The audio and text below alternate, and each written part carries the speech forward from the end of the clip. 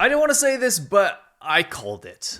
You're about to see Western paid propagandists who work for the Chinese government make a major shift in their rhetoric. The slimiest, the most evil approach that you're about to see is that Chinese propaganda will show their support for peace.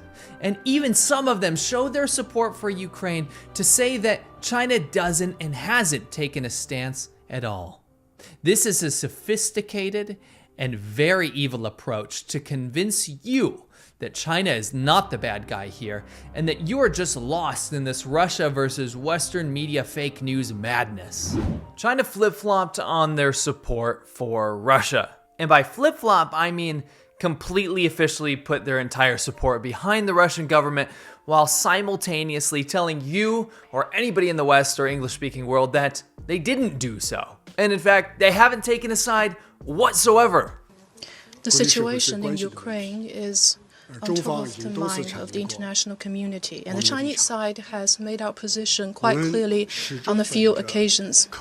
We must settle disputes by peaceful means through dialogue and negotiation, and we must keep in mind the long-term peace and stability of the region and put in place a balanced, effective, and sustainable European security architecture. They flip-flopped. Well, at least their foreign ministry has now gone out there and said that they didn't take a side because they're pretty embarrassed that Russia didn't take Ukraine in the very short amount of time that they had promised. You see, Russia said, we're gonna steamroll Ukraine, so don't worry. China, Russia, hand in hand, our plan to undermine the West will be fine as soon as Ukraine is dealt with. So China said, absolutely, we got your back, don't worry about it. We'll tell everybody in our country that Putin is correct and the Russian government is fantastic, and we are long, eternal brothers in friendship for the greater good to stop the hegemony of the West. 有强大的内生动力，两国人民的友谊坚如磐石，双方的合作前景十分广阔。不管国际风云如何险恶，中俄双方都将保持战略定力，将新时代全面战略协作伙伴关系。 Well, it turns out the whole world ended up supporting the underdog because invading countries is kind of evil, especially when they're sovereign countries, and China's whole foreign policy is to say that they don't get involved with invading other countries. By the way, that's absolute hypocrisy. If you look into any modern Chinese history, China's invaded a lot of countries, including Vietnam. Did you know they lost that war, by the way? They don't get involved with other countries' affairs, but they threaten to nuke Japan. 首战用核弹，连续用核弹，直到日本第二次宣布无条件投降。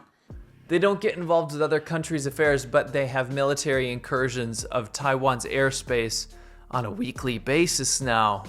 They don't get in other countries' internal affairs, but they buy out dictators around the world and force the people into debt trap economies. They don't get involved in other countries' internal affairs, but they claim the entire South China Sea. You see where I'm going with this? What China says and what it does is completely different. And I'm very, very worried that we're heading down that exact same path right now. You see, China, they changed their tune, but only verbally. A brutal invasion is killing Ukrainians and Russian soldiers and potentially destroying Ukraine as a country. As horrible as this war is, the opportunity is real. The relative isolation of Russia and China offers a chance to help defeat Russia in the short term and to check the rise of an authoritarian China in the longer term. This is from Ryan Haas, and he was a former overseer of China policy on the National Security Council.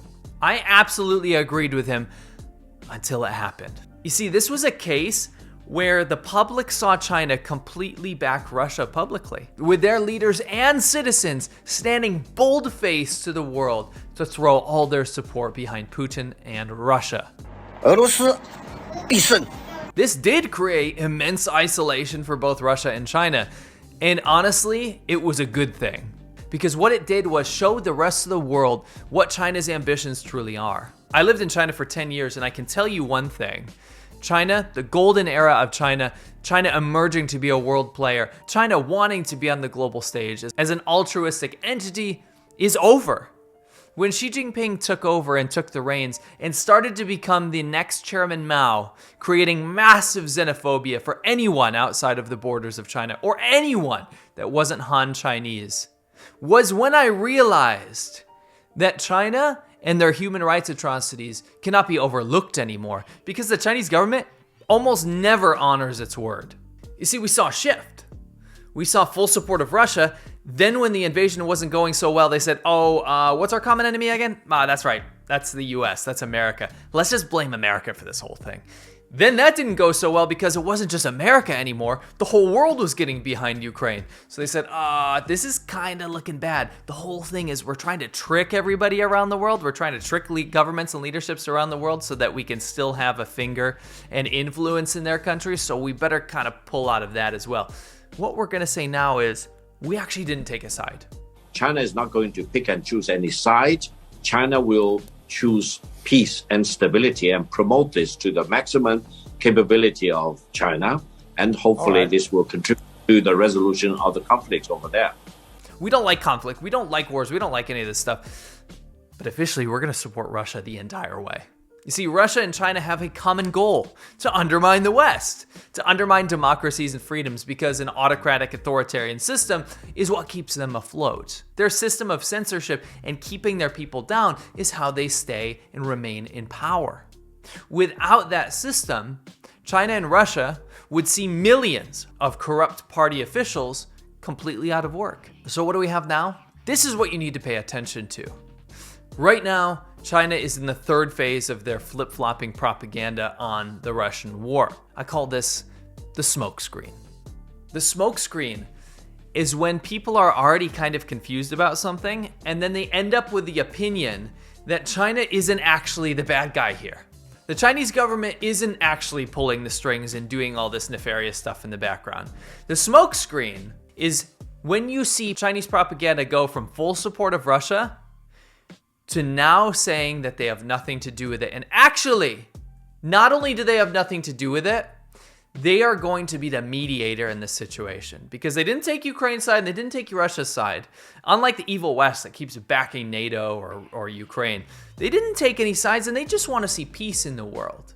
I admire China's desire to have a positive relationship with both Russia and Ukraine. It could also work out very favorably for China, as they could maintain peaceful relations with both Russia and Ukraine and instantly improve its reputation on the global stage. You see, peace has always served China pretty well, because when it's peaceful times, people are more than happy to put their money into a corrupt authoritarian regime that gets them really good returns on their investment. They don't care about the human costs or the human rights atrocities or genocide happening in China. They're happy to get more money. That's just the way a lot of people are, unfortunately. And that's kind of how China ended up the way it was.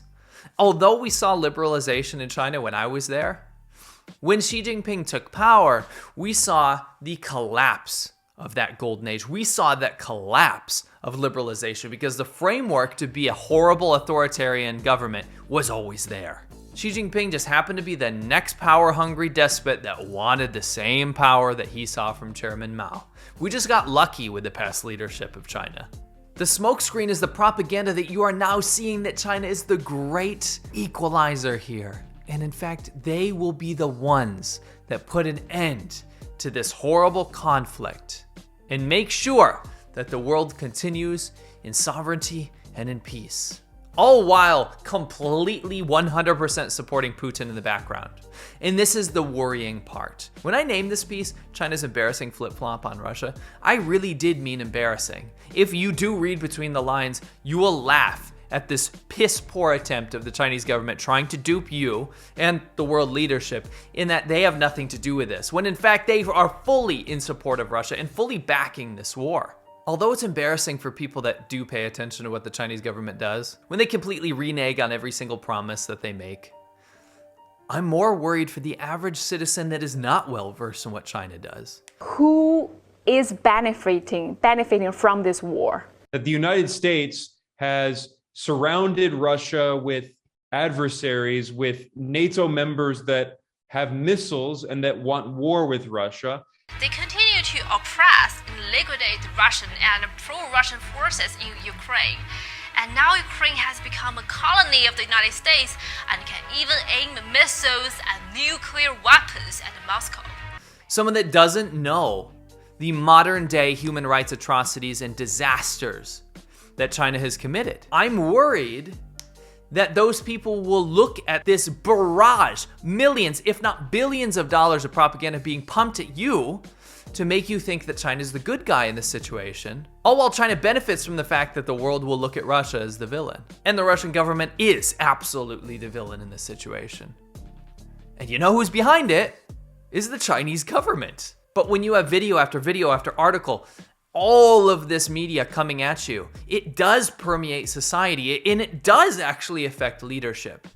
Because if the public spotlight is not on the absolute atrocious natures of the Chinese government and what they're doing to support Russia, and instead only focused on the Russian side of things, only focus on Putin and not Xi Jinping's leadership, then what that does is serves to benefit the people that are already in bed with the Chinese government, the people that have already accepted the corrupt money from the Chinese government, the people that already have their entire revenue streams coming from China, or their factories set up, or their trade agreements set up. All of these people that have so much money tied up in China. You see, China's only been in the public eye as the bad guy for a little while now. You know what, with the current genocide that they're doing in Western China. So imagine the relief to all the people that have everything that they do, all of the things that they own, everything tied up in China, that have benefited from the selective closed eyes or apathy of the Chinese government's actions. Imagine their relief when big bad Russia goes and invades Ukraine. It's nice to not have the public spotlight on you anymore, and it does influence people's actions and government's actions. So when we sanction the hell out of Russia, it does hurt, it does sting, but it doesn't do a whole lot when you have a country like China with 10 times the economy of Russia that is more than happy to help them every single step of the way to sidestep every single sanction. China's profiting from this immensely. In fact, it's one of the greatest things that could ever happen to them if the world doesn't pay attention. This could simultaneously be the best or worst thing for China. It could be the best thing if everyone only focuses on Russia and doesn't realize or doesn't pay attention to the fact that China's funding the whole thing. Or, on the flip side, could be the worst thing that ever happened to China, because if people actually pay attention, China's gonna get hit with those sanctions too. Because China's actually helping the Russian leadership sidestep all of these crippling sanctions. If they got hit with them too, it'd be disaster. You see, the only reason that the Chinese leadership is in power right now is because of this economic fantasy that they've created, that they have raised everyone out of poverty. And it's only because of the Communist Party of China that people have any money nowadays.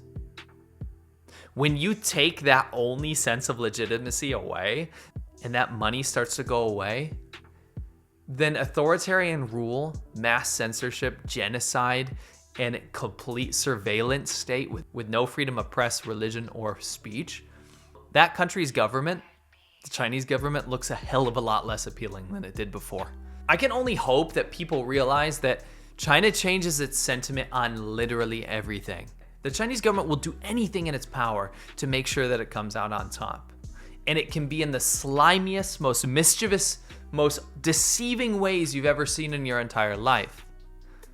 And we're currently watching it unfold with Russia. So I plead to the people and the governments around the world, keep your eyes open to who's actually funding this whole thing. Humanity is at stake.